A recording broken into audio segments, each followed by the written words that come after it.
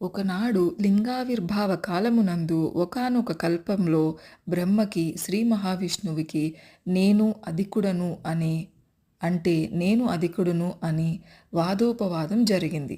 వీరి మధ్య వాదోపవాదం జరుగుతుండగా అది తీవ్ర స్థాయికి పొందుతుంటే దేవతల మొర విన్న పరమేశ్వరుడు ఒక జ్యోతి స్తంభముగా వారి మధ్య ఆవిర్భవించాడు.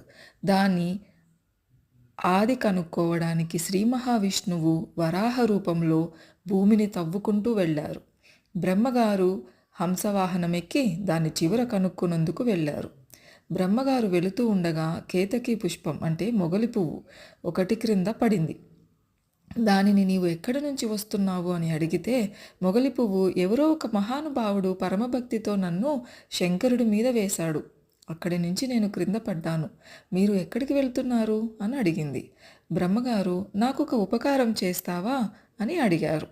ఏమిటి కావాలి మీకు అని అడగగా ఆయన క్రింద శ్రీమన్నారాయణుడు ఉంటారు, నేను ఆ పై భాగమును చూశానని సాక్ష్యం చెప్తావా అని అడిగారు.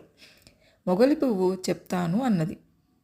బ్రహ్మగారు మొగలి పువ్వుతో కలిసి క్రిందికి వచ్చారు. శ్రీ మహావిష్ణువును ఆయన చూసి వచ్చారా అని అడిగితే విష్ణువు నాకు కనపడలేదు, ఎంత దూరం వెళ్ళినా నేను కనుగొనలేకపోయాను అన్నారు.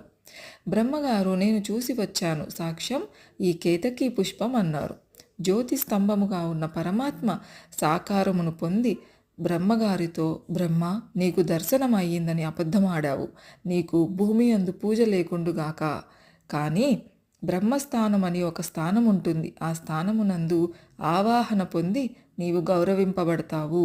మహావిష్ణువు నేను చూడలేదని చెప్పారు కాబట్టి నాతో సమానంగా ఆయనకు వైభవపేతంగా పూజలు ఉంటాయి. ఆ ఉత్సవములను నీవు ఆధిపత్యం వహిస్తూ ఉంటావు. అందుకే బ్రహ్మోత్సవం అని బ్రహ్మగారి రథం ఉత్సవములకు ముందు నడుస్తుంది. కేతకీ పుష్పం అబద్ధం చెప్పింది కాబట్టి ఈ పుష్పం నా పూజ యందు వినమయం అవ్వకుండుగాక. అంటే కేతకీ పుష్పం నాకు పూజా అర్హత లేదా అని బాధపడింది. నాకు పూజింపబడవు, కానీ నా భక్తులైన వారు నిన్ను తలలో ధరిస్తారు, వారు ధరిస్తే నేను ఎక్కువ ప్రీతి పొందుతాను. పూజ జరిగే ప్రాంగణం మొగలి పువ్వులతో అలంకారం చేస్తే ప్రీతి పొందుతాను అని చెప్పాడు. అలా ఏర్పడిన శివలింగం జ్యోతి స్తంభంగా ఏర్పడినదే మహాశివరాత్రి. ఇది